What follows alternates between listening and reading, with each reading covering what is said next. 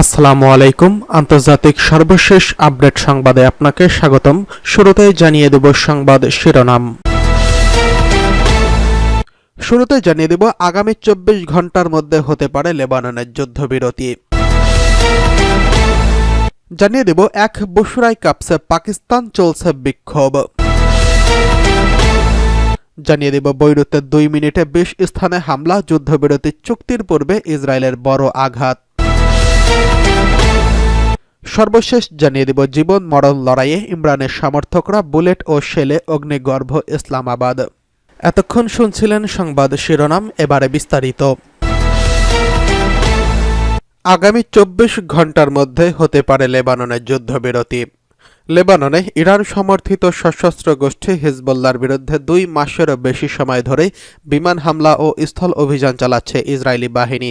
তবে আগামী 24 ঘন্টার মধ্যে হিজবুল্লাহর সঙ্গে ইসরায়েলের যুদ্ধবিরতির চুক্তি ঘোষণা আসতে পারে বলে ইঙ্গিত দিয়েছে লেবানন ও ইসরায়েলি কর্মকর্তারা।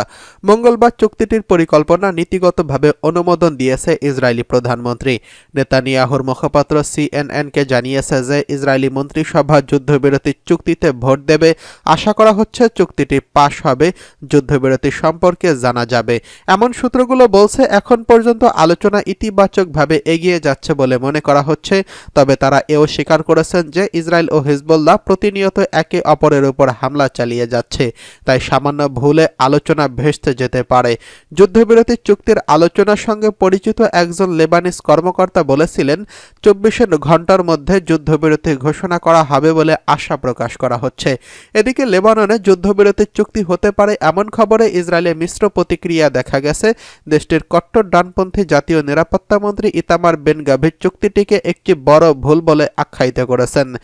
এখনই হিজবুল্লাহকে নির্মূল করার একটি ঐতিহাসিক সুযোগ। প্রতিবেদনে বলা হয়েছে ইসরায়েল ও ইরান সমর্থিত লেবানিজ গোষ্ঠী হিজবুল্লাহর মধ্যে লড়াই শেষ করতে যুক্তরাষ্ট্রের 60 দিনের যুদ্ধবিরতির প্রস্তাব করেছেন।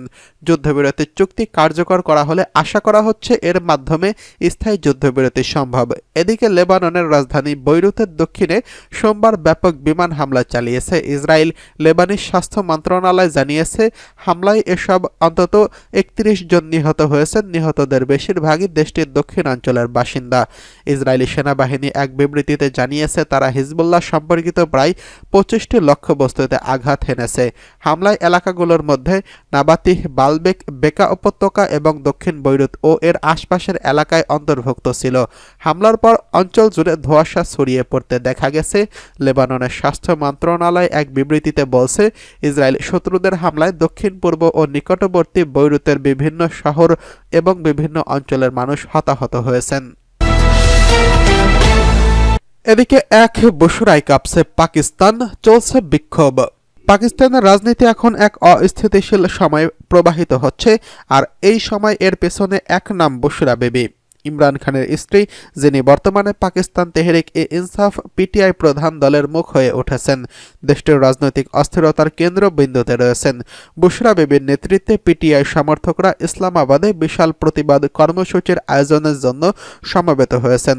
পাকিস্তানের প্রধান বিরোধী দল পিটিআই, যার নেতৃত্বে আছেন ইমরান খান, বর্তমান তাকে কারাগার থেকে মুক্তি এবং নির্বাচনী অধিকার পুনরুদ্ধারের জন্য আন্দোলন চালাচ্ছে দলটি। মঙ্গলবার ডি চক অভিমুখে রোড মার্চের এক পর্যায়ে দেওয়া বক্তব্যে বুশরা বিবি বলেন তিনি ইমরান খান না আসা পর্যন্ত ডি চক ছেড়ে যাবেন না। প্রতিজ্ঞা করুন ইমরান খান আমাদের সঙ্গে না আসা পর্যন্ত আপনি ডি চক ছেড়ে যাবেন না।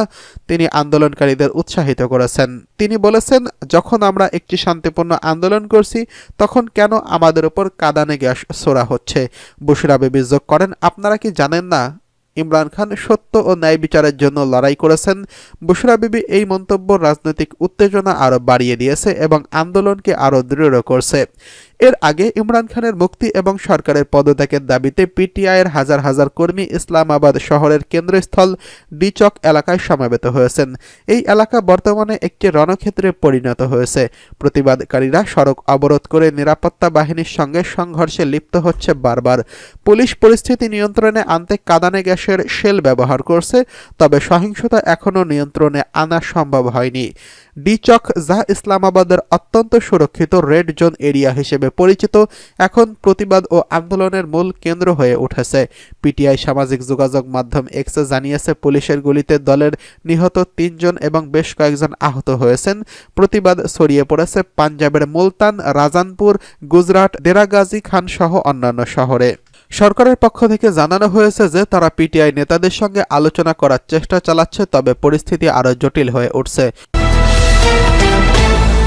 এদিকে বৈরুতে ২ মিনিটে ২০ স্থানে হামলা, যুদ্ধবিরতি চুক্তির পূর্বে ইসরায়েলের বড় আঘাত। ইসরায়েল বৈরুতের দক্ষিণাঞ্চলে দাহিয়েহ এলাকায় হিজবুল্লাহ ২০টি লক্ষ্যবস্তুতে একযোগে বিমান হামলা চালিয়েছে। স্থানীয় সময় বিকেলে এই আক্রমণ চালানো হয় বলে জানিয়েছে। এমন সময় এই হামলা চালানো হয়েছে যখন ইসরায়েলের নিরাপত্তা মন্ত্রিসভা লেবাননের যুদ্ধবিরতি অনুমোদনের জন্য বৈঠকে বসার প্রস্তুতি নিচ্ছিল। টাইমস অফ ইসরায়েল এই খবর জানিয়েছেন। ইসরায়েল ডিফেন্স ফোর্সেস জানিয়েছে ২৪ ঘন্টার মধ্যে প্রথমবারের মতো তাদের সেনারা লিতানি নদীর এমন একটি অংশে পৌঁছেছে যা সীমান্তের কাছাকাছি অবস্থিত।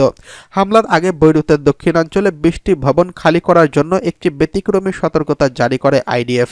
এরপর মাত্র ২ মিনিটের মধ্যে ইসরায়েলি বাহিনী সব লক্ষ্যবস্তুতে আঘাত হানে। এই অভিযানে ৮টি যুদ্ধ বিমান অংশ নেয়। আইডিএফ জানিয়েছে, হামলায় ৭টি ভবন ছিল হিজবুল্লাহর অর্থ ব্যবস্থাপনা ও সংরক্ষণের কেন্দ্র। এগুলোতে সদর দপ্তর, ভোল্ট এবং অল কর্ড আল হাসান অ্যাসোসিয়েশনের শাখা অন্তর্ভুক্ত ছিল। এটি হিজবুল্লাহর একটি কুইসি ব্যাংক হিসেবে পরিচিত। অন্য ১৩টি স্থাপনার মধ্যে ছিল হিজবুল্লাহর বিমান শক্তি কেন্দ্র, গোয়েন্দা বিভাগ পরিচালনা কক্ষ, অস্ত্রাগার এবং অন্যান্য সামরিক অবকাঠামো। ইসরায়েলি সামরিক বাহিনী এই হামলার ভিডিও প্রকাশ করেছেন। ইসরায়েলের প্রতিরক্ষা মন্ত্রী ইসরায়েল কাটজ সামরিক বাহিনী শীর্ষ কমান্ডারদের সঙ্গে বৈঠক করেছেন এবং উত্তর ফ্রন্টে অভিযানের ধারাবাহিকতা বজায় রাখার অনুমোদন দিয়েছেন। বৈঠকে উপস্থিত ছিলেন আইডিএফের chief of staff lieutenant general Herzi Halevi, operation director প্রধান জেনারেল ওডেট বাসিউক এবং ইন্টেলিজেন্স ডিরেক্টরেট প্রধান মেজর জেনারেল শ্লোমি ব্লিন্ডার এবং ঊর্ধ্বতন অন্যান্য কর্মকর্তারা। এদিকে জীবন মরণ লড়াইয়ে ইমরানের সমর্থকরা বুলেট শেলে অগ্নিগর্ভ ইসলামাবাদ। পাকিস্তানের সাবেক প্রধানমন্ত্রী ইমরান খানের মুক্তির দাবিতে জীবন মরণ লড়াইয়ে নেমেছেন তার সমর্থকরা। সেনাবাহিনীর ছোড়া বুলেট শেল উপেক্ষা করে বিক্ষোভে নেমেছেন তারা। এমন পরিস্থিতিতে অগ্নিগর্ভে পরিণত হয়েছে রাজধানী ইসলামাবাদ।